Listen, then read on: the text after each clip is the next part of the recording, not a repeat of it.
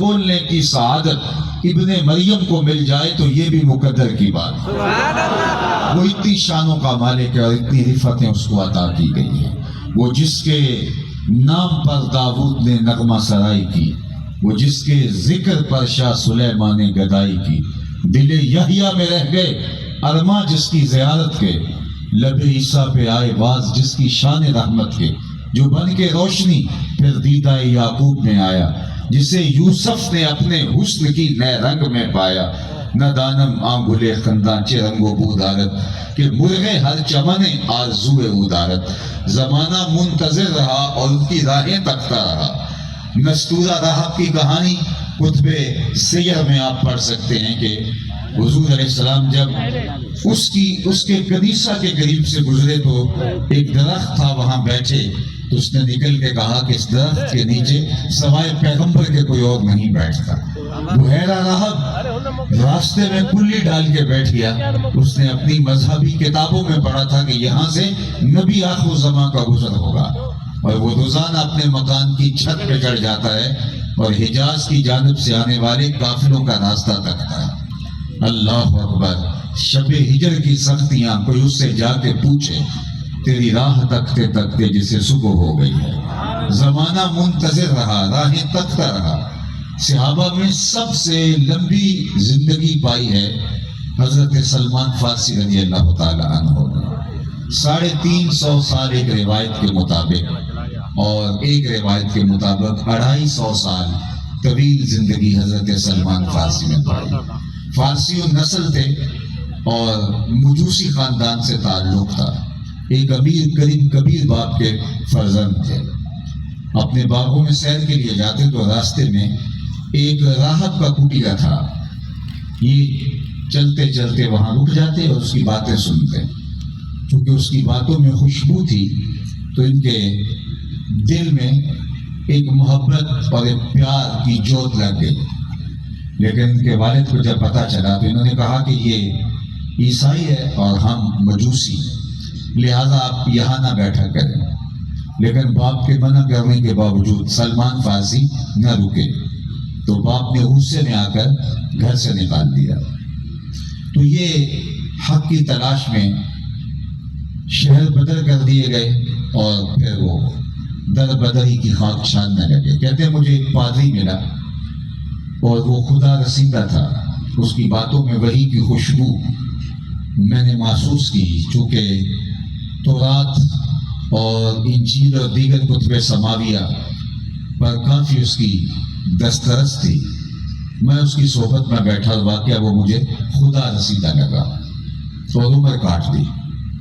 ایک دن اس نے مجھے تنہائی میں بلایا اور بلا کے کہا کہ تو نے میری بڑی خدمت کی ہے، اب میرا وقت آخر آ گیا ہے، میں رخصت ہونے والا ہوں، لیکن تو نے میری خدمت اتنی کی ہے حق کی تلاش میں، میں تجھے بتا کے جا رہا ہوں کہ میں اب دنیا سے رخصت ہونے جا رہا ہوں۔ میرے بعد تم غموریہ میں چلے جانا، وہاں کا جو پادری ہے وہ خدا رسیدہ ہے اور تمہیں اس سے خیر مل جائے گی۔ کہتے ہیں واقعی وہ 2-3 دن کے بعد انتقال کر گیا۔ تدفین کے بعد میں نے غموریہ کی راہ لی اور جس نشان اور پتے کا اس نے پادری بتایا تھا مجھے وہ مل گیا۔ واقعہ ہی وہ صاحب قلب آدمی تھا اور میں اس کی صحبت میں زندگی گزارنے لگا۔ ایک مدت بیت گئی اس کی صحبت میں رہتے ہوئے۔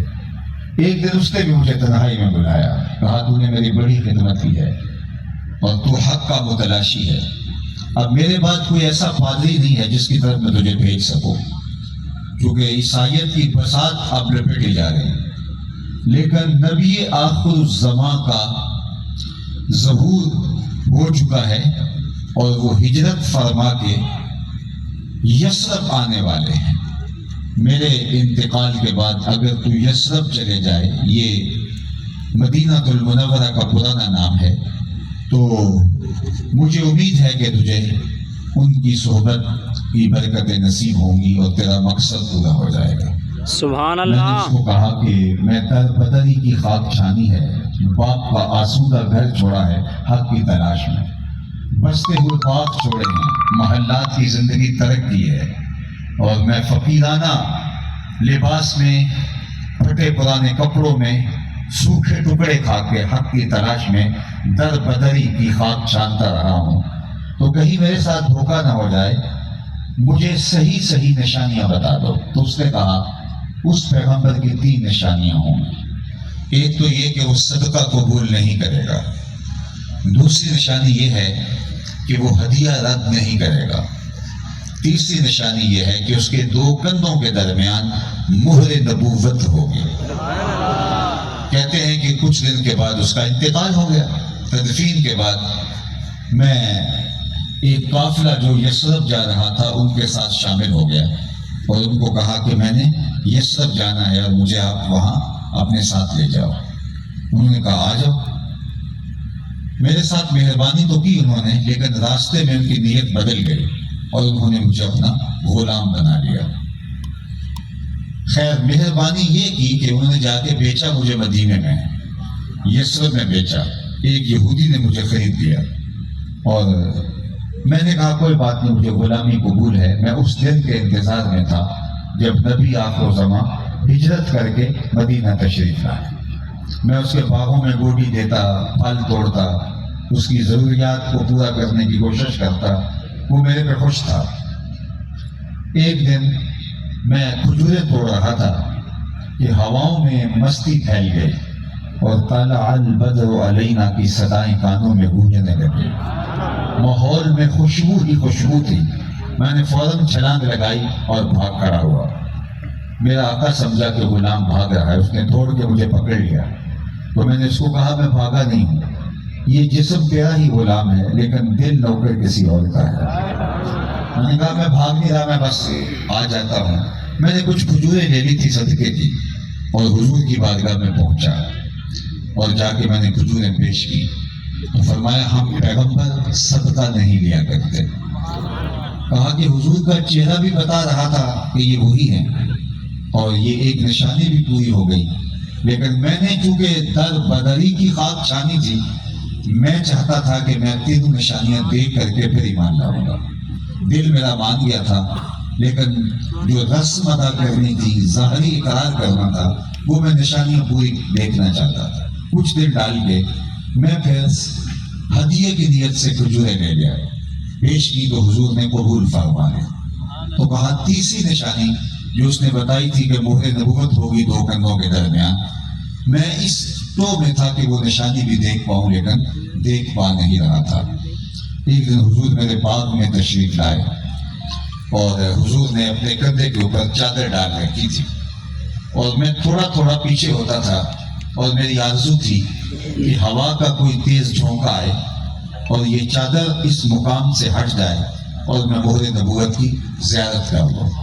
کہا کہ میں پیچھے پیچھے ہٹنے کی کوشش کر رہا تھا، فَأَلْقَ إِلَيَّ رِدَاءَهُ، حضور نے خود ہی چادر اتار کے میری جانب پھینکی اور اپنی کمر کو خم دے کے میری جانب کیا اور پھر فرمایا انظر الی ما امرت بہ، جو اس پادری نے بتایا تھا دیکھ لے۔ تو کہا میں نے دیکھا کہ حضور کے 2 کندھوں کے درمیان مہر نبوت تھی۔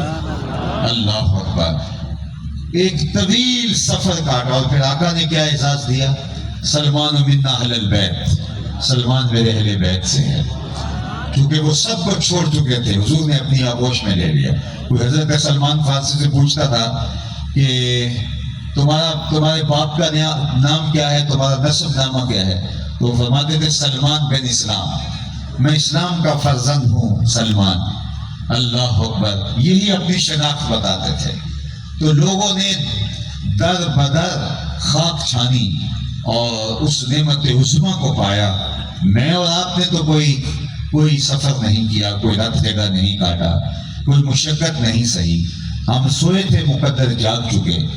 ہم اس دنیا پہ قدم رکھا، ہمارے والد صاحب مسجد سے مولانا کو بلا لائے اور انہوں نے کان میں آ کے اذان کہی، گویا اس بات کی مبارکبادی تھی کہ مبارک ہو تو حضور کا غلام بن کے آ رہا ہے۔ شاہوں سے ملا ہے نہ تبنگر سے ملا ہے، اللہ کا عرفان اسی در سے ملا ہے، اوروں کو ملا ہے تو مقدر سے ملا ہے، مجھ کو تو مقدر بھی تیرے در سے ملا ہے۔ میری خوش قسمتی میں تیرا امت ہے، یہ میرے وقت کی میں حضور کا غلام ہوں۔ تو یہ ایک شب کی محفل میلاد کیا ساری زندگی ان کے نام لگا دیں، حق شکر پھر بھی ادا نہ ہو۔ خدا شناسی تو بڑی دور کی بات ہے، ہم خود شناس بھی نہ ہوتے اگر حضور تشریف نہ لاتے۔ مجھے بتاؤ ان تقدس معاب پیشانیوں کا تقدس بتوں کے چرنوں میں رسوا نہ ہو رہا ہوتا اگر حضور تشریف نہ لاتے؟ در بدری کی خاک نہ چھان رہے ہوتے اگر حضور تشریف نہ لاتے؟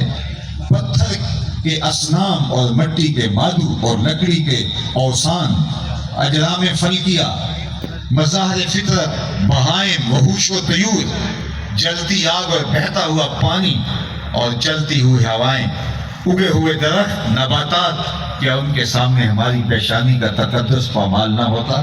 اور جنہیں حضور کا در نہیں ملا وہ آج بھی ظلمت قدے میں ٹھوکریں کھا رہے ہیں، لیکن آپ کو مبارک ہو میلاد میں آنے والوں، تمہاری پیشانی جھکتی ہے تو احکم الحاکمین کی چوکھٹ پہ جھکتی ہے۔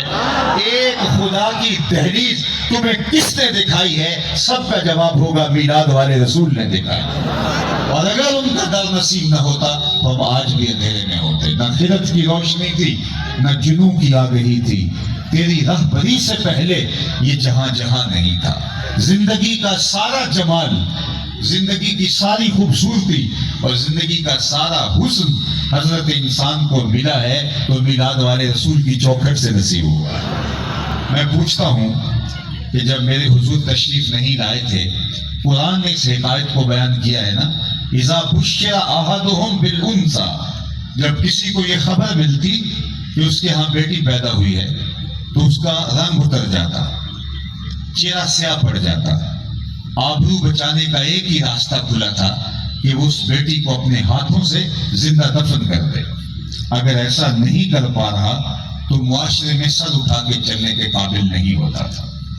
بعض قبائل میں کلیتاً مروج تھا بیٹیوں کو زندہ درگور کرنا، اور بعض قبائل میں جزوی طور پہ مروج تھا بیٹیوں کو زندہ درگور کرنا۔ ایک ایک باپ نے کئی کئی بیٹیاں اپنے ہاتھوں سے زندہ درگور کی تھی، اور وہ اتنا سفاک معاشرہ تھا، اتنا ظالم معاشرہ تھا، اس جرم پر بھی ان کو داد دیتا تھا۔ بیٹیوں کا قتل تو ایک ایسا جرم ہے جس نے ایک شخص کو قتل کیا، اس نے پوری انسانیت کا قتل کیا۔ اللہ کے محبوب علیہ السلام نے فرمایا جس نے کسی شخص کے قتل میں آدھے جملے سے بھی مدد کی، پورا جملہ بھی نہیں بولا، کسی کے قتل میں تحریض دلائی، ترغیب دی، دلیر کیا، تحور پیدا کیا، اور وہ پورا جملہ بھی نہیں تھا، آدھا جملہ تھا، آدھے جملے سے بھی اگر کسی شخص نے کسی کو قتل کیا، قیامت کے دن اس کی دو آنکھوں کے درمیان لکھا ہوا ہوگا آئسم من رحمت اللہ، یہ اللہ کی رحمت سے آج مایوس ہے، اس کو اللہ کی رحمت کا کوئی حصہ نہیں ملے گا۔ اللہ اکبر۔ اور پھر بیٹی کا قتل، قیامت میں سب سے پہلے جو فیصلہ ہوگا وہ قتل کا ہوگا۔ آپ نے علماء سے سنا سب سے پہلے سوال نماز کا ہوگا قیامت کے دن، لیکن فیصلہ قتل کا ہوگا۔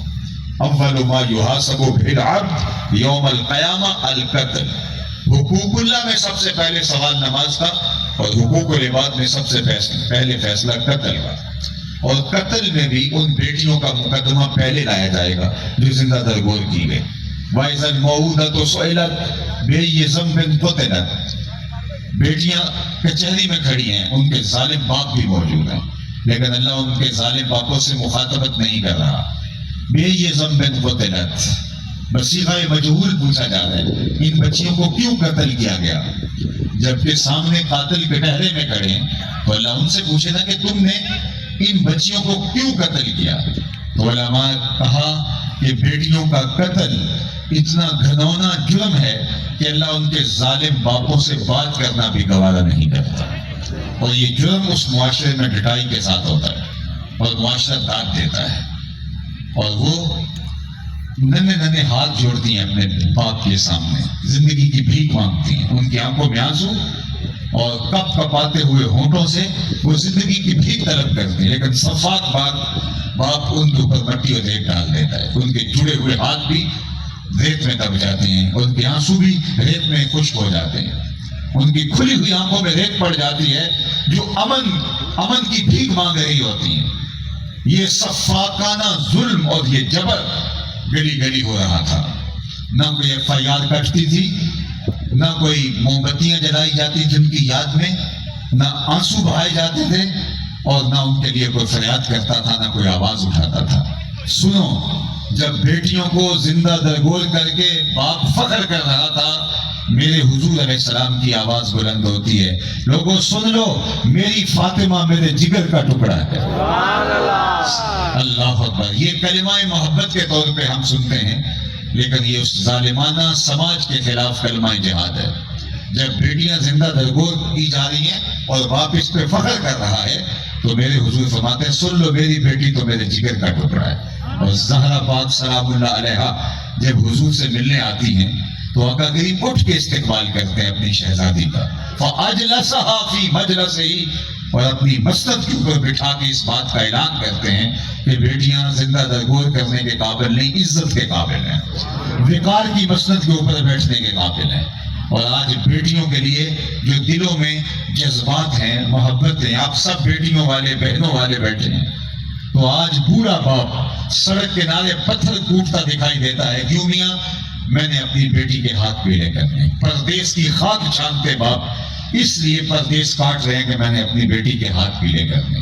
فیکٹریوں میں اوور ٹائم لگاتے ہوئے بھائی اس لیے مشقتیں سہ رہے ہیں کہ میں نے اپنی بہن کے ہاتھ پیلے کرنے. یہ باپ تو کاٹ دیتا تھا، یہ تو زندہ درگور کر دیتا تھا، یہ بھائی تو قتل کر دیتا تھا، میرا کوئی بہنوئی نہ کہلائے. اس کے دل میں پیار کی جوت کس نے لگائی کہ یہ رت جگہ کاٹ رہا ہے، مزدوریاں کر رہا ہے، فاقے کاٹ رہا ہے، پردیس کاٹ رہا ہے، کہ میں بہن کے ہاتھ پیلے کرنے ڈنکیاں لگا رہا ہے. یہ کس نے اس کے سینے کے اندر بہن کا پیار ڈالا کہ جان کو جوکھوں میں ڈال دیتا ہے اور ڈھولتی کشتیوں کے اوپر بیٹھ کے سفر کرتا ہے کہ میں نے اپنی بہن کے ہاتھ پیلے کرنے ہیں. تو آپ کے اندر سے ایک ہی جواب آئے گا، یہ ساری محبت میلاد والے رسول کے صدقے سے نصیب. سبحان اللہ. کیا ہم اس آقا کا ذکر نہ کریں، اس کا تذکرہ نہ کریں؟ ایک تو ہی ہوتے ہیں میری آسا دا سہارا، دس کنو کرا جتینو نہ کریں یاد. ہر سال عورتیں ہاتھ میں پلے کارڈ اٹھائے پاکستان کے بڑے شہروں میں سڑکوں پہ آ جاتی ہیں اور ان کارڈز کے اوپر لکھے ہوئے جملے اسلام کا تمسخر اڑا رہے ہوتے ہیں، پردے کا تمسخر اڑا رہے ہوتے ہیں، مشرقی تہذیب کا جو ہے وہ کا منہ چڑھا رہے ہوتے ہیں. تو میں نے پچھلے سال کہا تھا، میں نے کہا تم بھول گئی ہو اور پلے کارڈ کھڑے تمہیں پردہ بوجھ لگ رہے اور تم احتجاج کر رہے ہو، تمہیں آزادی چاہیے. میں نے کہا تم بھول گئی ہو، تمہیں تو گھر میں بیٹھ کے ایک گوشے اور کونے میں حضور پہ درود پڑھنا چاہیے تھا. تمہیں تو دنیا جینے کا حق نہیں دیتی تھی، تمہیں زندگی کی بھیک ملی ہے تو میلاد والے رسول کی چوکھٹ سے ملی. تمہیں تو خیر اس در سے پڑی ہے، ورنہ تمہیں تو زندہ رکھنے کا حق دنیا نہیں دے رہی تھی. عورت کو از قبیل جن سے انسان دنیا کے مفکر ماننے کے لیے تیار نہیں تھے. وہ کہتے تھے عورت مرد کی ہم شکل ضرور ہے لیکن مرد نہیں ہے. عورت کی طرح مرد کی طرح بولتی ضرور ہے لیکن مرد نہیں ہے. مرد کے بچوں کو جنم دیتی ہے، دودھ پلا کے پروان چڑھاتی ہے، لیکن وہ انسان نہیں ہے. اللہ اکبر. اس کو انسان ماننے کے لیے تیار نہیں تھے. اور مذہبی جوادری کہتے تھے عورت قربت خدا کے راستے کی سب سے بڑی رکاوٹ ہے. اگر خدا کا راستہ لینا ہے، اس کی قربت پانی ہے، تو عورت سے علیحدگی اختیار کرنی ہوگی. عورت کی موجودگی میں قرب الہی نہیں مل سکتا. جب دنیا دہائی دے رہی تھی، اس دور کے مذہبی لوگ کہہ رہے تھے عورت سے جدا ہوگے تو پھر خدا کی قربت ملے گی، اور بدی کا سرچشمہ قرار دیا عورت کو. اس زمانے میں میرے حضور نے فرمایا لوگوں سن لو، مجھے عائشہ کے بستر میں وحی اترتی. اللہ اکبر. یہ ہے میرے حضور کا لایا ہوا دین جس پر ہم بجا طور پہ ناز کرتے ہیں. آپ جانتے ہیں کہ غلام کے ساتھ وہ کیا سلوک کرتے تھے، قرآن نے بتایا، اور غلاموں کے ساتھ ان کے رویوں اور ان کی تلخیوں کی کہانیاں تاریخ کے اندر بھری پڑی ہیں. یتیموں کے ساتھ ان کا جو سلوک تھا وہ کسی سے مخفی نہیں ہے. غلام آقا کا جوتا دھوپ سے اٹھا کے چھاؤں میں رکھ دے تو آقا اس میں بھی کوڑے مارتا کہ تو نے میرا جوتا میرے پوچھے بغیر چھوا کیوں ہے؟ وہ کہتا جناب دھوپ میں خراب ہو رہا تھا، میں نے اس لیے اٹھایا ہے کہ خراب ہونے سے بچ جائے. لیکن آقا غلام جی اس بصیرت کو تسلیم کرنے سے انکار کرتا تھا. وہ کہتا تیرے اندر یہ فہم کہاں کہ تو اس بات کا ادراک رکھے، تجھے اس لیے مجھ سے پوچھنا چاہیے تھا. تیری خوئے غلامی بدل رہی ہے، تیری اوقات بھول رہی ہے تجھے، اور اس کو کوڑے مارتا تھا. اقبال نے کہا تھا غلامی کیا ہے؟ ذوق حسن و زیبائی سے محرومی، جسے زیبا کہیں آزاد بندے ہے وہی زیبا. بھروسہ کر نہیں سکتے غلاموں کی بصیرت پر کہ دنیا میں فقط مردان حر کی آنکھ ہے بینا. غلام آقا کا جوتا دھوپ سے اٹھا کے چھاؤں میں رکھنے کا روادار نہیں تھا. جب یہ معاشرت چل رہی تھی اور میرے حضور معراج سے واپس پلٹتے ہیں اور بلال حبشی رضی اللہ تعالیٰ عنہ کو بلا کے کہتے ہیں تو کون سا نیک عمل کرتا ہے، میں نے جنت میں تیرے جوتوں کی آواز سنی. مجھے بتاؤ اس ایک جملے نے دور غلامی کی ساری تھکن اتار نہیں دی ہوگی اور بلال فرش اٹھ کے فراز عرش پہ نہیں پہنچ گیا ہوگا. دنیا کی منڈی میں انسان بک رہا تھا، فروخت ہو رہا تھا، گولیاں دی جاتی تھی. آپ تو دیہات کے رہنے والے ہو زیادہ تر، اور منڈی مویشیاں میں آپ کا آنا جانا تو کبھی نہ کبھی ضرور ہوا ہوگا. وہاں جانوروں کی کمر ٹٹول کے اس کا اندازہ کیا جاتا ہے اور ان کا منہ کھول کے دانت دیکھ کر کے عمر کا اندازہ کیا جاتا ہے. یہی کچھ انسانوں کے ساتھ ہوتا. بکنے کے لیے انسان قطاروں میں کھڑے ہوتے اور بھٹوں کے اوپر چبوتروں کے اوپر کھڑے ہوتے اور لوگ ان کی کمر کے اوپر بوجھ ڈال کر کے ان کو چلا کے دیکھتے تاکہ اس کی گولی دے سکے. یہ انسان کی کیا تذلیل ہو رہی تھی.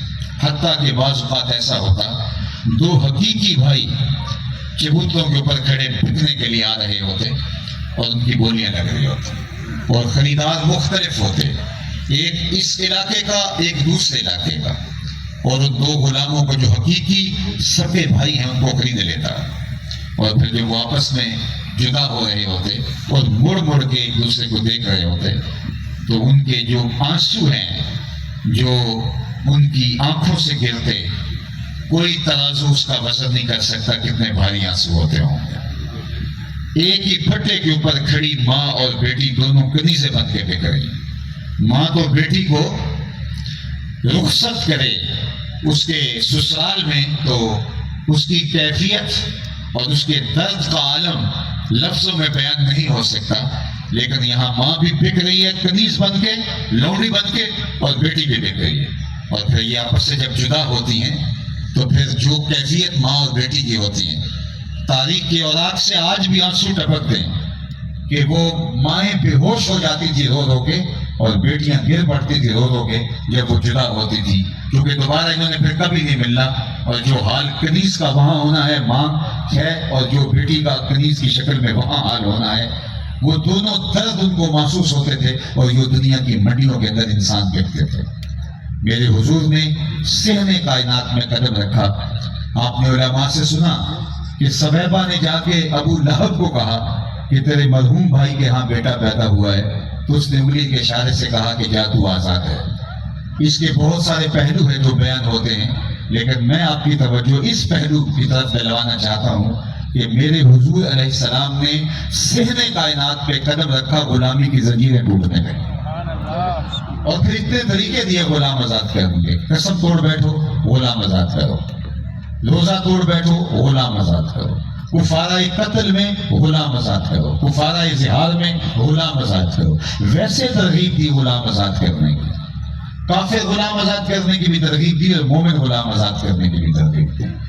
اور صحابہ رضوان اللہ علیہم اجمعین، اہل بیت اطہار، یہ شعار رکھتے تھے غلاموں کو آزاد کرنے کا. اس دور کی مہنگی ترین سخاوت غلام آزاد کرنا ہے. حضرت عثمان غنی رضی اللہ تعالیٰ عنہ ہر جمعہ کی نماز سے پہلے غلام آزاد کرتے تھے. حضرت عبد الرحمن بن عوف رضی اللہ تعالیٰ عنہ صحابہ میں سب سے زیادہ امیر ہیں. انہوں نے اپنی زندگی میں 30,000 غلام آزاد کیے. 30,000 غلام. آج دنیا کے اوپر غلامی اس طرح موجود نہیں ہے. تو آج غلامی کی زنجیریں ٹوٹ کے بکھر گئی ہیں. تو غلامی کی زنجیروں سے آزاد دنیا کو کس نے کیا ہے؟ ایک ہی جواب ہے، میلاد والے رسول نے. قرآن کہتا ہے فَذَلِكَ الَّذِي يَدُعُ الْيَتِيمَ، یہ وہ بدبخت شخص ہے جو یتیم کو دھکے دیتا ہے۔ قرآن نے ایسے نہیں کہا، یہ یتیموں کو عملاً دھکے دیا کرتے تھے، اور میں نے کتب میں پڑھا کہ یتیم کو منحوس خیال کرتے تھے۔ وہ کہتے تھے ہم اس کو کھانا تو دے دیں گے لیکن اپنے بچوں کے ساتھ اس کی دوستی اور مصاحبت نہیں ہونے دیں گے، کیوں کہ اس کی نحوست ہماری اولاد میں در نہ آئے۔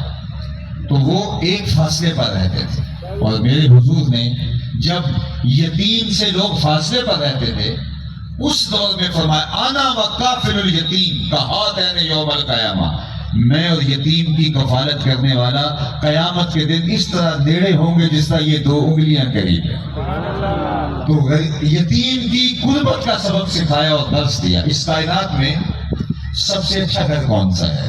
مگر میں آپ سے پوچھوں تو کوئی کہے گا جناب جو شہر کے وسط میں ہے وہ گھر اچھا ہے، وہاں انسانی بنیادی ضرورتیں بہت قریب تر ہوتی ہیں لہٰذا وہ گھر اچھا ہے۔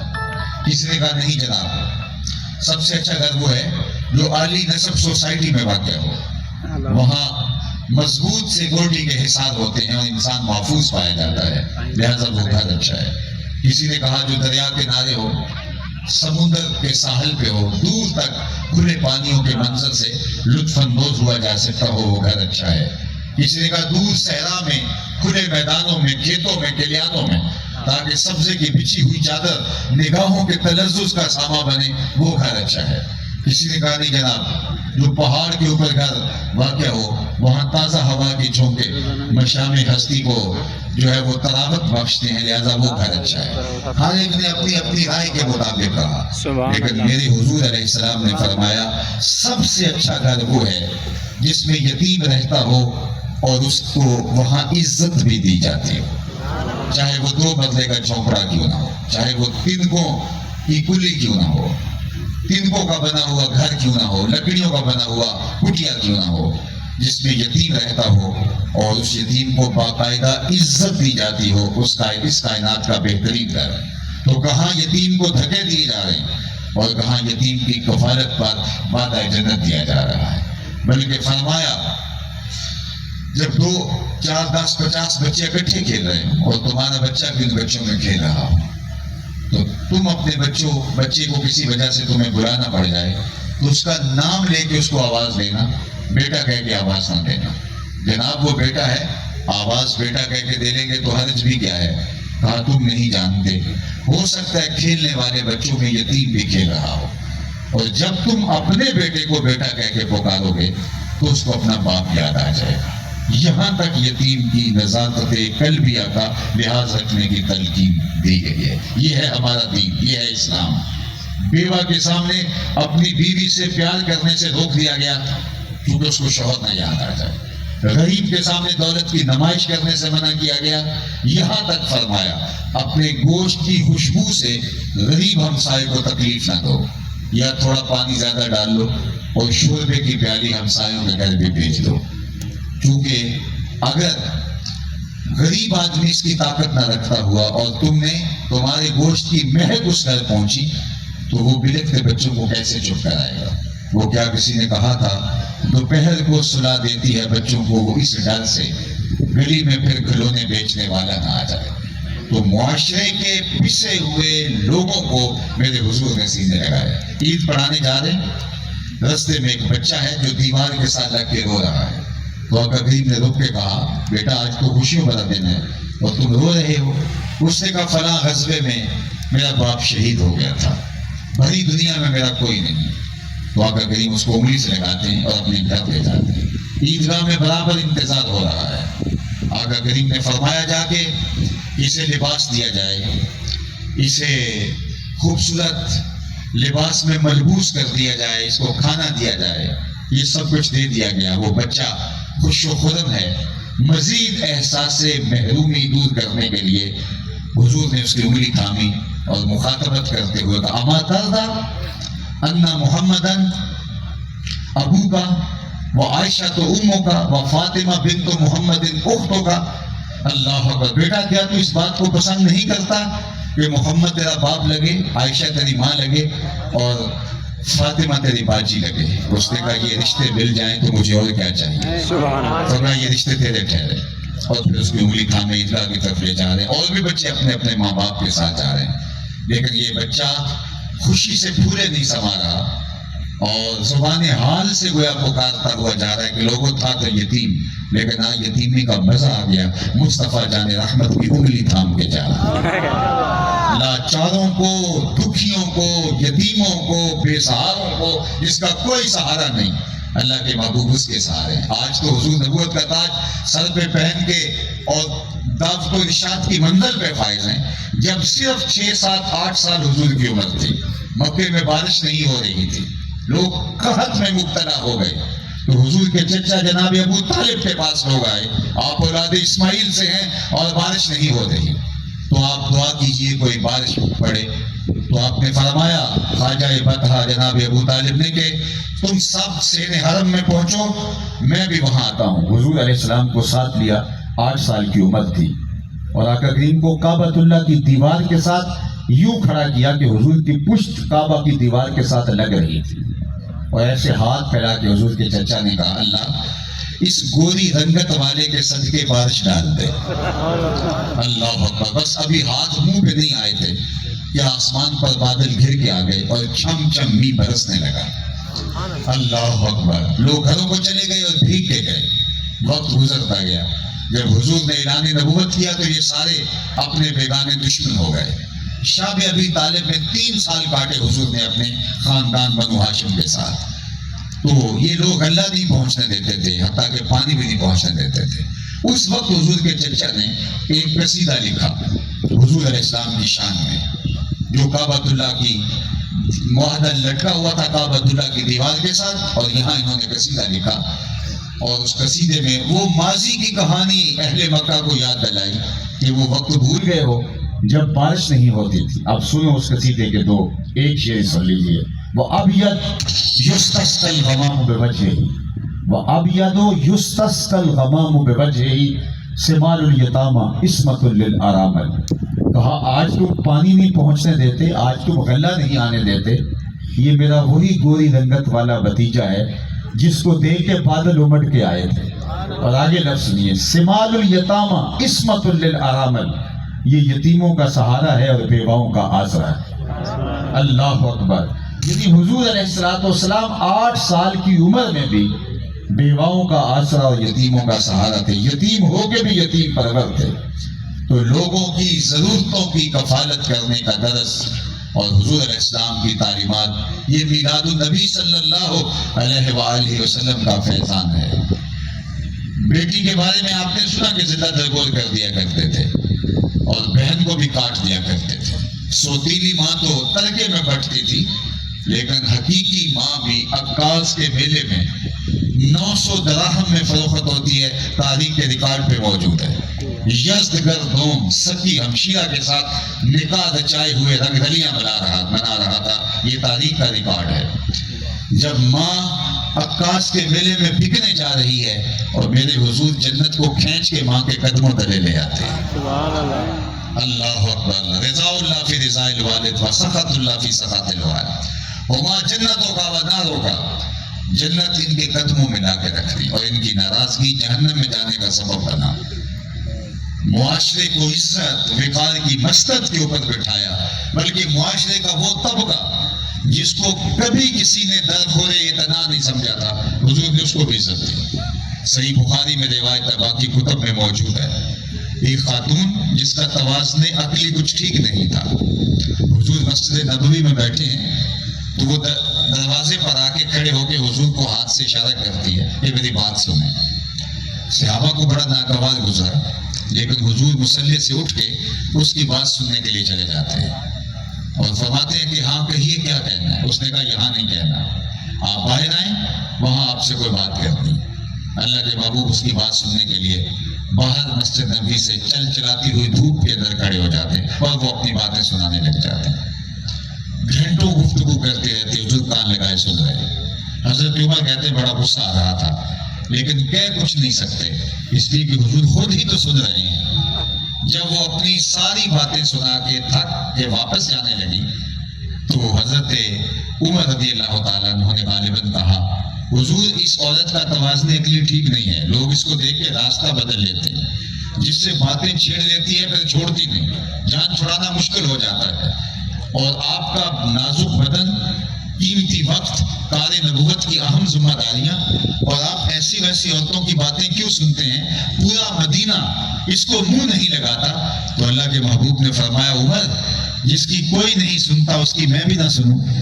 اور اس گڑیا کو آواز دے کے کہا جب دکھڑے زیادہ ہو جائیں جہاں مرضی کھڑا کر کے محمد کو اپنے دکھڑے سنا لیا۔ کون ہے جو اتنا شفیق ہوگا؟ کون ہے جو اتنا رحیم ہوگا؟ کون ہے جو اتنا نرم مزاج ہوگا؟ یہ تو اللہ کے محبوب علیہ السلام کی شفقتوں کا برستا ہوا می ہے، بلکہ قرآن نے کہا عزیز علیہ ما عنتم، تمہارا مشقت میں پڑھنا اس نبی پہ گراں گزرتا ہے، تم تکلیف میں ہوتے ہو تو نبی علیہ السلام بے چین ہو جاتے ہیں۔ مبتلا درد ہو، کوئی عذر ہوتی ہے آنکھ، کس قدر ہمدرد سارے جسم کی ہوتی ہے آنکھ۔ اللہ اکبر۔ لو تدخل شوکۃ فی رجل احدکم لوجدت علامها، اے میرے امتی تیرے پاؤں میں کانٹا بھی چبھے تو اس کی تکلیف مجھے ہوتی ہے۔ اس قدر امت کے ساتھ محبت کا ربط و رشتہ ہے۔ اگر آپ کی توجہ ہو، امتی کے پاؤں میں کانٹا بھی چبھے تو اللہ کے محبوب بے چین ہو جاتے ہیں۔ آج غزہ کے اندر جو امت مسلمہ کے ساتھ سلوک ہو رہا ہے، حضور کے قلب اطہر کی بے چینی کا عالم کیا ہوگا؟ آج ہماری نسلیں کاٹی جا رہی ہیں، اور جو حال ہمارا آج کیا جا رہا ہے وہ کسی سے مخفی نہیں ہے۔ 56-57 اسلامی ملک، لیکن غیرت کا جنازہ نکل چکا ہے، اور وہ تنہا حق کے لیے، سچائی کے لیے، اللہ کے دین کے پرچم کو بلند کرنے کے لیے میدان عمل کے اندر ڈٹے ہوئے پوری قوت کے ساتھ کھڑے ہیں۔ اللہ ان کے حوصلے پست نہیں ہونے دے گا انشاءاللہ، کیونکہ میرے اور آپ کے آقا و مولا نے فرمایا کہ جہاد قیامت تک جاری رہے گا، اور اقصی کے دروازوں پر لوگ حق کے لیے ہمیشہ لڑتے رہیں گے۔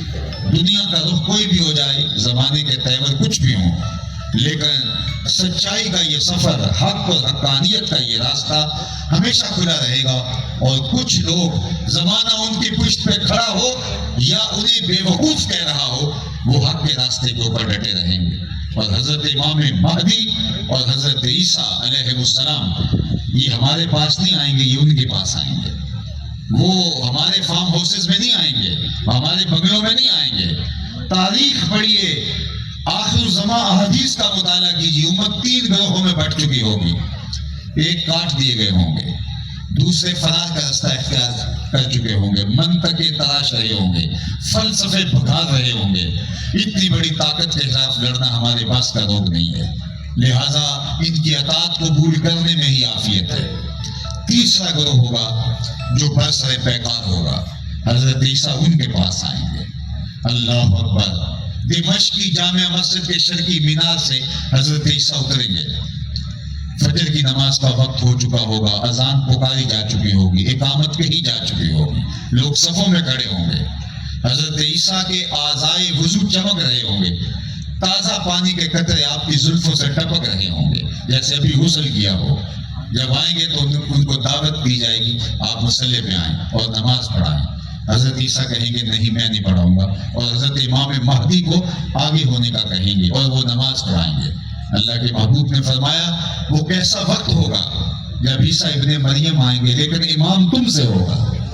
کیا فخر کیا اللہ کے محبوب۔ عیسیٰ ابن مریم بھی جب آئیں گے تو امام تم سے ہوگا، اور حضرت عیسیٰ حضرت امام مہدی کے پیچھے مقتدی بن کے نماز پڑھیں گے، اور پھر ان لوگوں کو جو برسرے پیکار ہوں گے حق کے لیے ان سے فرمائیں گے، کیونکہ آپ کے انفاس کی مہک سے دجال یوں پگھل رہا ہوگا جس طرح نمک کے اندر پانی پگھلتا ہے۔ تو حضرت عیسیٰ کہیں گے جا کے کہ اب بتاؤ، یا تو میں بد دعا کرتا ہوں اور یہ برباد ہو جائیں، اور یا پھر ہم ان کے خلاف لڑتے ہیں، اللہ ہمیں فتح دے، ان دو میں سے کون سا راستہ اختیار کرنا ہے آپ نے؟ تو وہ کہیں گے کہ ہم لڑ کے یہ معرکہ جیتنا چاہتے ہیں، بد دعا سے ان کو قسم نہیں کرنا چاہتے، ہم چاہتے ہیں کہ جہاد کریں اور ان کو اپنے ہاتھوں سے کاٹیں۔ اور پھر اللہ کے محبوب اسلام نے وہ سارا منظرنامہ بیان کیا ہے کہ جب یہ صہیونی، یہ دشمنان اسلام किसी दरख्त की ओट में भी छुपेंगे, किसी पत्थर के पीछे भी छुपेंगे, तो वो पत्थर भी आवाज देगा कि ये जालिम मेरे पीछे छुपा हुआ है। सिर्फ गरकत नामी एक झाड़ी होगी जिसको हुजूर ने फरमाया शजरतुल यहूद, ये यहूदियों का दरख्त है, ये पनाह दे सकेगा। उसके अलावा अल्लाह के दीन का परचम बुलंद होगा। दज्जाल भागता हुआ मकामे लुद पे मारा जाएगा हज़रत ईसा के हाथों, और फरमाया सुनो सुनो, आपको बहुत तस्कीन होगी। ये दौर जिस तरह इस उम्मत के ऊपर है, हम अजीब एक मायूसी की कैफियत में चले जाते हैं, लेकिन उम्मीद के चिराग को बुझने नहीं देना। ये मुखबिर सादिक नबी बरहक का सच्चा फरमान और सही हदीस है। मेरे हुजूर अलैहिस्सलाम ने फरमाया कि पत्थर, मट्टी और गारे का बना हुआ कोई खैमा, चमड़े और ऊन का बना हुआ, मट्टी और पत्थर का बना हुआ कोई घर, चमड़े और ऊन का बना हुआ कोई खैमा बाकी नहीं रहेगा जिसमें कलिमातुल इस्लाम दाखिल नहीं हो। गोया शर्क से लेकर गरब तक, शमाल से लेकर जनूब तक कायनात की कोई छत ऐसी नहीं होगी जहां मेरे हुजूर के नाम का झंडा नहीं झूल रहा, और इस्लाम सर बुलंद होगा और इस्लाम का झंडा लहरा रहा होगा। और अल्लाह का सच्चा वादा, वल्लज़ी अरसला रसूलहु बिल हुदा व दीनिल हक़ लियुज़हिरहु अला दीन कुल्ले, अल्लाह ने इससे दीन इस्लाम को, हक को गालिब करना है और वो गालिब होके रहेगा। सिर्फ मैंने और आपने सोचना है, मिलाद की मजलिस में आने वालों, सिर्फ मिलाद यहाँ तक महदूद न रखना कि झंडियाँ लगा दी, चलाना कर दिया और लंगर खा लिया और मिलाद हो गया। मिलाद वाले रसूल के पैगाम को भी समझो और अपने मकसद हयात को मुतय्यन करो कि कहीं आज दज्जाल आ जाता है। दज्जाली फितने तो ज़हूर पजीर हो गए और दज्जाल भी आने वाला है।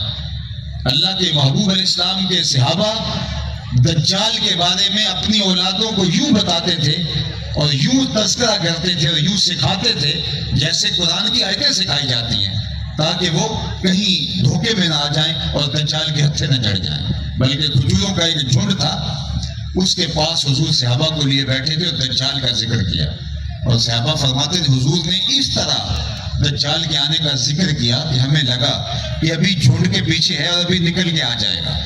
तो इस आज से सदियां कबल यूं दज्जाल के बारे में बताया जाता था, और आज हम दज्जाल का नाम भी भूल गए हैं और उसकी निशानियां भी भूल गए हैं। जो उसकी दो आंखों के दरमियान काफिर दिखा होगा, लेकिन उसके पास पैकेज होगा, वो जिंदा भी करेगा, मारेगा भी, वो डॉलर भी देगा, वो मईशत भी बेहतर करेगा और कहेगा मैं ऐसे कर दूंगा। दज्जाली फितने ज़हूर पजीर हो चुके हैं और दज्जाल भी अपनी असली और हकीकी शक्ल में ज़ाहिर होने वाला है। कहीं ऐसा ना हो कि आज दज्जाल आ जाए तो हमारी नस्लें और हम दज्जाल के साथ खड़े हों, इसलिए उसका पैकेज बहुत बड़ा होगा और वो दलीलें भी देगा और इस्तिदराज भी उसके पास होगा। लेकिन ईमान अगर सीने के अंदर मजबूत हुआ, वो जिस्म की बोटियां भी कर देगा, हर बोटी से हक की सदा ही बुलंद होगी और बंदा दज्जाल के साथ नहीं होगा और हजरत इमाम महदी और हजरत ईसा के साकर में शामिल होगा। अल्लाह अकबर। तो हमने ये देखना है कि हमने किधर जाना है, हमारा रुख किधर है। हमने अपनी जिंदगी को अमली जिंदगी के सांचे में डालना है। ये नहीं है कि बस हमने कभी कभी फुर्सत मिली तो दीन का नाम ले लिया, कभी कभार मस्जिद में चले गए, 8 दिन के बाद जुमा पढ़ लिया या ईदैन के मौके पे हाजिरी दे दी, या कभी जुज वक्ती इस्लाम नहीं।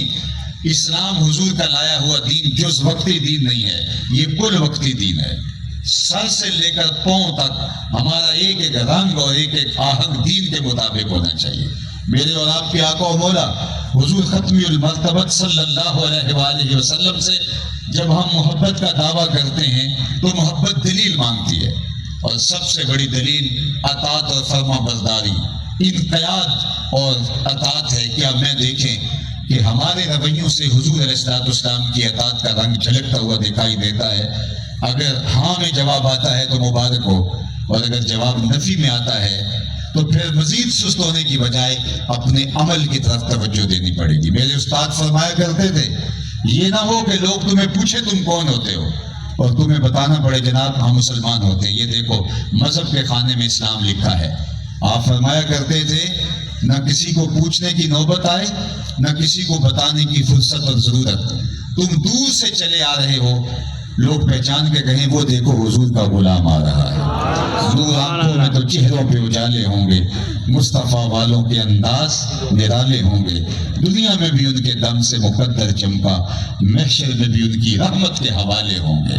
جو محب ہوتا ہے وہ تو محبوب کی اداؤں کو اپناتا ہے. محبوب کا حکم تو بہت بڑی بات ہوتی ہے, وہ تو منشا کو بھی سمجھتا ہے کہ محبوب کے تیور کیا ہیں. یار محبوب اوکھا حکم دے دے جس کو بجا لانا ممکن نہ ہو. عاشق وہ نہیں ہوتا جو کہے یہ کیسے ہوگا, وہ تیشہ اٹھاتا ہے اور پہاڑوں سے نہریں کھودنے چل پڑتا ہے. ممکن ہے یا نہیں ممکن, محبوب نے کہا ہے تو کر گزروں گا. میرے اور آپ کے آقا و مولا نے تو کوئی ایسا حکم نہیں دیا جس کو بجا لانا ممکن نہ ہو, بلکہ فرمایا لولا ان اشق علی امتی لامرتهم السواک. اگر میں اپنی امت میں مشکل نہ جانتا تو ہر نماز کے ساتھ مسواک کو لازم قرار دے دیتا. وہ تو کوئی ایسا حکم دے ہی نہیں رہے جو ہمارے لیے مشکل ہو. وہی حکم دے رہے ہیں جس کے بغیر چارہ نہیں ہے, جس کے بغیر ہمارے ایمان کی, ہمارے دین کی تکمیل نہیں ہوتی ہے. تو میں اور آپ دیکھیں کہ ہماری محبت ہمیں کہاں کھڑا کر رکھا ہے. جو محب ہوتا ہے وہ تو محبوب کی اداؤں کو بھی دیکھتا ہے, اس کے تیور کو بھی دیکھتا ہے, اس کی منشا کو بھی دیکھتا ہے. حضرت انس بن مالک شوربے سے کدو کے ٹکڑے نکال کے کھا رہے تھے تو کسی نے کہا حضرت یہ کیا کر رہے ہیں؟ کہا ایک دن میں نے حضور کو کرتے ہوئے دیکھا تھا. مجھے بتاؤ کہ کیا کوئی اپنی تباہ کو بھی کسی کی تباہ میں ڈھال دیتا ہے؟ لیکن صحابہ نے یہ بھی کر کے دکھایا, حضور کے ماننے والوں نے, حضور کے عاشقوں نے یہ بھی کر کے دکھایا. بلکہ مدینہ المنورہ کی ایک گلی سے حضور گزر رہے تھے تو دیکھا کہ ایک مکان بن رہا تھا. وہ طرز تعمیر حضور کو پسند نہیں تھا. پوچھا کس کا ہے؟ کہا فلاں انصاری کا. آقا کریم گزر گئے. کسی نے اس انصاری صحابی کو جا کے بتایا کہ حضور گزرے تھے, تیرا مکان دیکھا تھا, شاید حضور کو پسند نہیں آیا. چہرے پہ ہم نے آثار مسرت نہیں دیکھے, خوشی حویدہ نہیں ہوئی ان کے چہروں پہ. آپ کے چہرہ انور پہ. اس نے کہا اچھا کہا ہاں. اس نے کدال لیا اور مکان کو زمین کے برابر کر دیا. 2-4 دن کے بعد آقا کریم کا پھر گزر ہوا تو دیکھا ملبے کا ڈھیر پڑا ہوا ہے. تو رک گئے, کہا اس صحابی کو بلایا گیا. کہا میں گزرا تھا, تیرا مکان دیکھا تھا, آج ملبے کا ڈھیر دیکھ رہا ہوں, کیا ہوا؟ جی حضور میں نے گرا دیا. فرمایا کیوں؟ عرض کی سنا تھا آپ کو پسند نہیں, سنا تھا آپ کو پسند نہیں. میں اور آپ دیکھیں ہمارا کیا کیا حضور کو پسند نہیں. سر سے لے کر پاؤں تک, عقیقے سے لے کر ولیمے تک, کاروبار سے لے کر عمل سیاست تک, نجی زندگی سے لے کر کے طرز معاشرت تک, ہمارا کیا کیا حضور کو پسند نہیں. ایک بحرین سے آئے صاحب اور حضور علیہ السلام سے سلام لینا چاہا. آقا کریم نے رخ پھیر لیا. وہ سمجھے شاید اتفاقاً ہو گیا, رش میں ایسا ہو جاتا ہے. تو جدھر حضور نے رخ پھیرا ادھر سے جا کے سلام کرنا چاہا تو آقا کریم نے پھر رخ پھیر دیا. وہ سمجھے کہ حضور ناراض ہیں, لیکن یہ سمجھ نہیں آ رہی تھی کہ ناراضگی کی وجہ کیا ہے. تو وہ صحابہ سے پوچھتے پھر رہے ہیں, حضور ناراض لگ رہے ہیں لیکن مجھے نہیں پتا ناراض کیا ہیں, کیا وجہ ہے, تم بتا سکتے ہو؟ انہوں نے کہا ہاں, یہ جو تم نے سونے کی انگوٹھی پہن رکھی ہے اسے حضور آتش دوزخ کا انگارہ قرار دے چکے, شاید ناراضگی کی وجہ یہ ہو. وہ آگے بڑھے, انگوٹھی اتار کے حضور کو پیش کرتے ہوئے کہا حضور اس وجہ سے ناراض ہیں, یہ رہی. آقا کریم نے پکڑی اور پھینک دی. ناراضگی کی وجہ یہی تھی, ختم ہو گئی. بیٹھ کے مجلس چلتی رہی. جب مجلس اختتام کو پہنچی, لوگ گھروں کو پلٹنے لگے تو یہ صحابی بھی واپس پلٹے. تو کسی نے اشارہ دیا وہ انگوٹھی تو اٹھا لو, تم تو شران نہیں پہن سکتے, تمہاری بیوی تو پہن سکتی ہے, بڑی قیمتی دھات کی انگوٹھی ہے. تو سنو اس نے کیا جواب دیا, اور یہ سن کے اپنے اندر اتر کے دیکھو ہم کہاں کھڑے ہیں. اس صحابی نے کہا واللہ لا آخذہ وقد طرحہ رسول اللہ صلی اللہ علیہ وآلہ وسلم. جب کہا نا اس کو اٹھا لو, اس نے کہا اللہ کی قسم اس انگوٹھی کو کبھی بھی نہیں اٹھاؤں گا جس کو میرے حضور نے پھینک دیا ہے. پڑی رہے, سونا ہے, ہیرا ہے, موتی ہے, لال ہے, پکڑاج ہے, پڑا رہے, نہیں اٹھاؤں گا. قد طرحہ رسول اللہ, اس کو میرے حضور نے پھینک دیا ہے. میں اور آپ دیکھیں کہ ہم نے کوئی ایسی عادت تو سینے سے نہیں لگا رکھی جس کو حضور نے پھینک دیا ہو, کوئی ایسا رویہ تو نہیں اٹھا رکھا جس کو حضور نے پھینک دیا ہو, کوئی ایسی دوستی تو نہیں اٹھا رکھی جس کو حضور نے پھینک دیا ہو, کوئی ایسا طرز زندگی تو نہیں اٹھا رکھا جس کو حضور نے پھینک دیا ہو. اپنے اندر اتر کے دیکھیں۔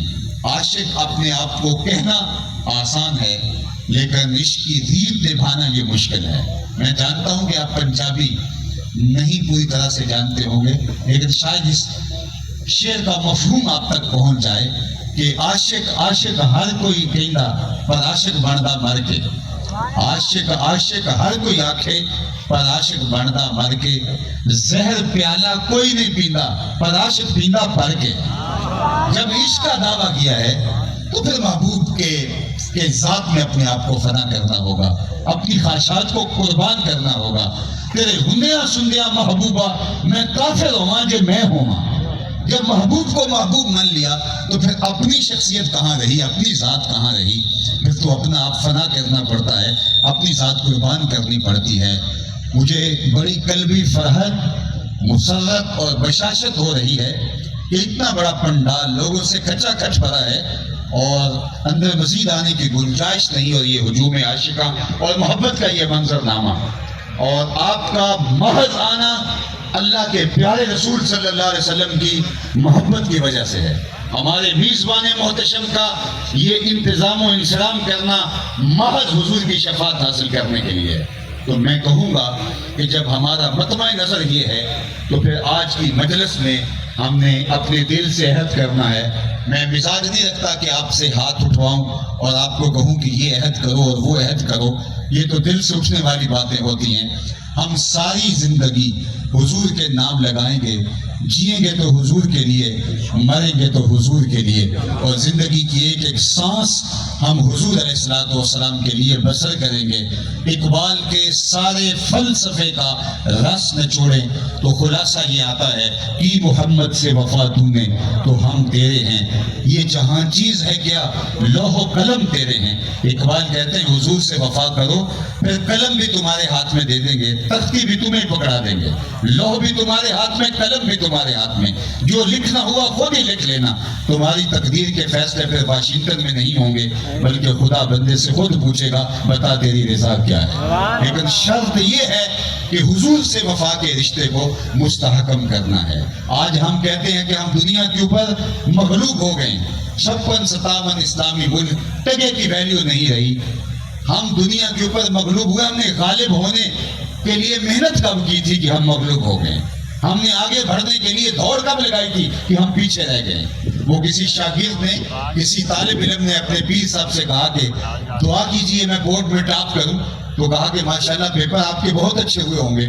تو اس نے کہا کہ پیپر تو میں نے دیے ہی نہیں ہے۔ تو اس نے کہا کہ پھر میں کس طرح آپ کے لیے دعا کروں جب آپ نے پیپر تک نہیں دیے، جب اس امت نے کچھ کیا ہی نہیں ہے، آگے بڑھنے کے لیے ہاتھ پہ ہاتھ دھر کے بیٹھ گئی ہے، تو یہ غالب کیسے ہو سکتی ہے؟ اقبال نے شکوے کی جب زبان کھولی تھی، آپ جانتے ہیں فتویٰ بھی متوجہ ہو گیا، لہجہ بڑا تلخ ہو گیا تھا اقبال کا۔ صفائے دہر سے باطل کو مٹایا ہم نے، نو انسان کو غلامی سے چھڑایا ہم نے، تیرے کعبے کو جبینوں سے بسایا ہم نے، تیرے قرآن کو سینوں سے بسایا ہم نے، پھر بھی ہم سے گلا ہے کہ وفادار نہیں، ہم وفادار نہیں، تو بھی تو دلدار نہیں۔ بڑا سخت اور تلخ لہجہ ہے، لیکن جب جواب آیا سارا نشہ اتر گیا۔ لفظ وہی ہیں، صرف صیغہ بدلتا ہے، اب آواز ادھر سے آ رہی ہے۔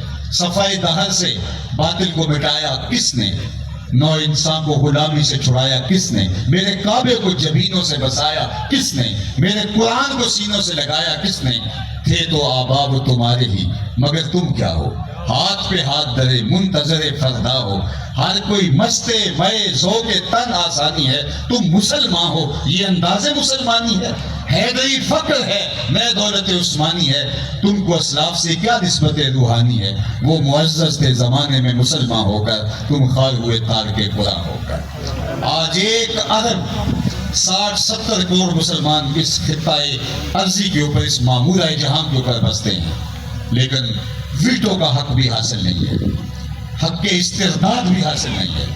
بے توقیری کی وہ حالت ہے کہ الامان والحفیظ، اللہ اکبر۔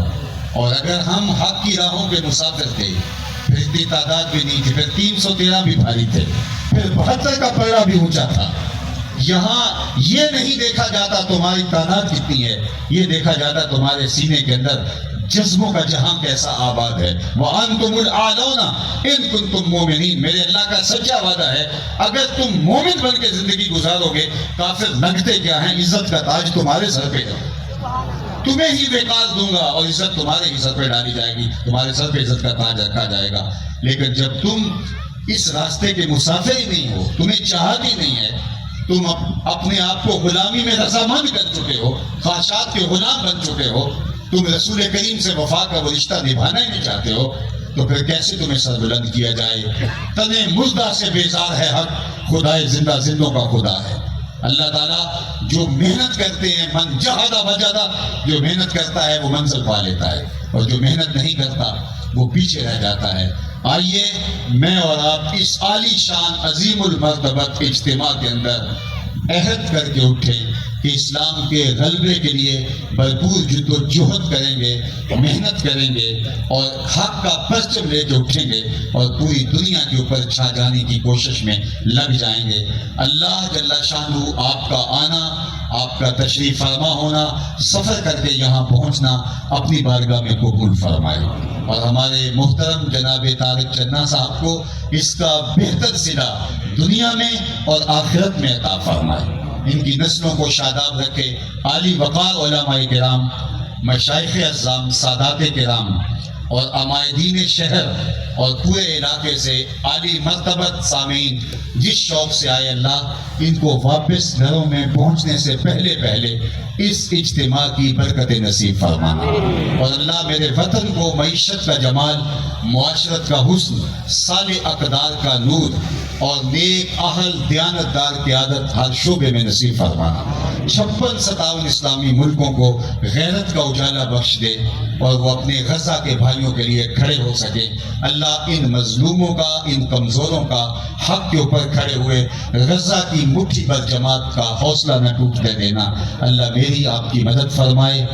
وقت جس تیزی کے ساتھ گزر رہا ہے اور جس طرح آپ کا شوق فراواں ہے, میں اپنی گفتگو کو اور طوالت دے دیتا, لیکن میں 40 منٹ سے زیادہ گفتگو کرنے کی عادت کم ہی رکھتا ہوں, لیکن آج گفتگو اپنے معمول سے زیادہ کر لی, اور مزید زیادہ سننے کے لیے شاید آپ تو آمادہ ہوں, لیکن میں اپنی طبع کے اوپر بوجھ سمجھتا ہوں, ورنہ جی چاہتا ہے اس رات کو میں محشر کی فجر تک روک لواں, جے بس چلے میرا تے سونے نو حشر تک روک لواں. نہ نظر کرم دی چاہت مکے, نہ یہ بات مکے, نہ یہ رات مکے, مگر دل کے ارمان نہ پورے ہوئے تھے ابھی, یہ غضب ہو گیا کہ سحر ہو گئی. ان کی زلفیں جدھر بھی بکھرتی گئی, گیت گاتی ہوئی شب ادھر ہو گئی. ان کی آنکھوں میں ایسا نشہ تھا فراز, جس نے دیکھا وہی لڑکھڑاتا گیا. اس طرف ہی بہاروں کے رخ پھر گئے جس طرف کے نشیلی نظر ہو گئی. چاند گہنا گیا, مہر شرما گیا, حسن ہر ایک شے کا سبا ہو گیا. ان کے آنے کا یارو مزہ آ گیا, پوری دنیا ہی شیر و شکر ہو گئی. ان کی کنجی ہے جس کی زباں وہ نبی, جس کی قرآن ہے داستاں وہ نبی. ان کی نظروں کی وسعت کی کیا بات ہے, جب بنی ہم پہ ان کو خبر ہو گئی. وآخر دعوانا ان الحمدللہ رب العالمین. سلام بحضور خیر الانام, اس کے بعد دعا.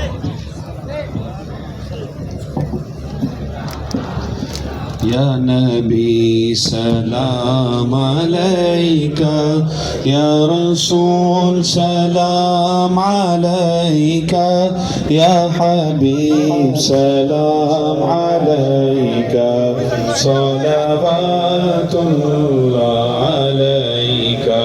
غم شنا سے بھی تمہیں ہو, دل کے پاس بھی تمہیں ہو, غم شنا سے بھی تمہیں ہو, دل کے پاس بھی تمہیں ہو, دل کی آس بھی تمہیں ہو, دل کو راس بھی تمہیں ہو.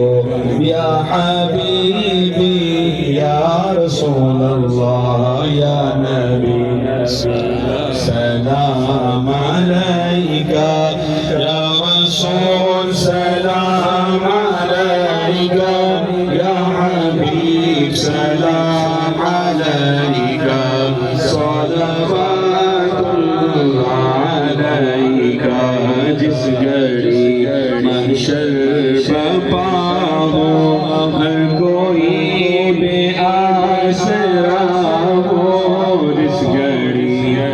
محشر برپا ہو، ہر کوئی بے آسرا ہو، مصطفیوں کی زبان پر یا محمد مصطفیٰ ہو، یا حبیبی یا رسول اللہ یا نبی سلام علیکہ، یا رسول سلام علیکہ، یا حبیب سلام علیکہ، صلوات اللہ علیکہ آلہ وصحبہ وبارک وسلم۔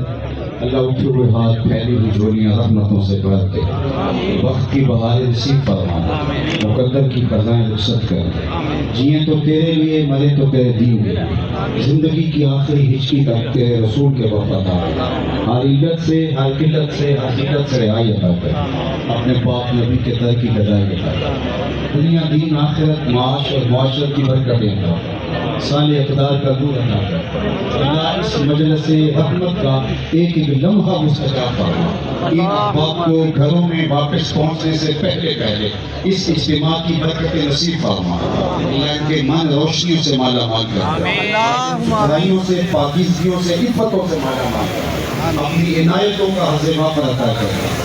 اللہ اتنے لوگوں کی ترقی آمین کے ساتھ تیرے حضور ملتجی ہیں کہ غزہ کے مظلوموں کی مدد فرما، اس آسمان کے نیچے زمین کے اوپر تیرے علاوہ ان کا کوئی آسرا نہیں بچا، اللہ ان دکھیوں کے حال پہ رحم فرما، اللہ ان کے حوصلے نہ ٹوٹنے پائیں، امت کو کھویا ہوا وقار عطا کر دے، بھٹکے ہوئے آہو کو پھر سوئے حرم لے چل، اس شہر کے خوبر کو پھر وسعت صحرا دے، میں بلبلے نالا ہوں اس اجڑے گلستان کا، تعظیم کا سائل ہوں محتاج کو داتا دے۔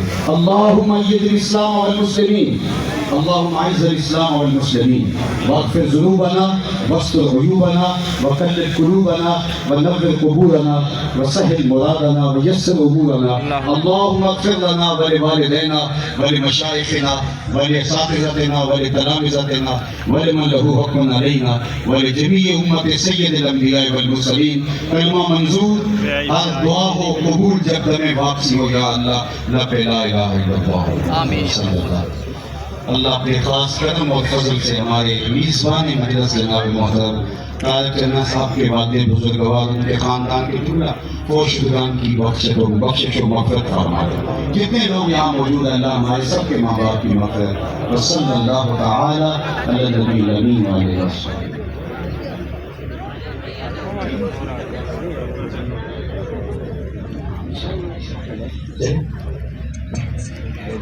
اب ممکن نہیں ہے اتنے لوگوں کو بے دوشا پر بیان بھی کرنا، میں جو بولتا جو میرے ساتھ پڑھتے جائیے، توبہ میں اور استغفار کے اندر تو سب شامل ہو جائیں، اور باقی بھی اس مقصد کے ساتھ تشریف فرمائیں۔ پڑھیے اشہد ان لا الہ الا اللہ وحدہ لا شریک لہ واشہد ان محمدا عبدہ ورسولہ۔ اے اللہ، زندگی میں قصداً یا سہواً مجھ سے کوئی کفریہ یا شرکیہ کلمہ یا فعل سرزد ہو گیا ہو، تجدید ایمان کرتا ہوں، پچھلے گناہوں سے توبہ کرتا ہوں، آئندہ صالح اعمال بجا لانے کا عہد کرتا ہوں۔ تیرے اس بندے سے طریقہ مبارکہ نقش بندیہ میں بیعت ہوا، اس سلسلے کے سارے اسباب قبول کیے، دل پر نقش اسم ذات اللہ اللہ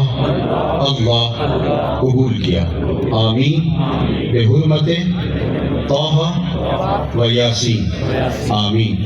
والسلام علیکم ورحمۃ اللہ۔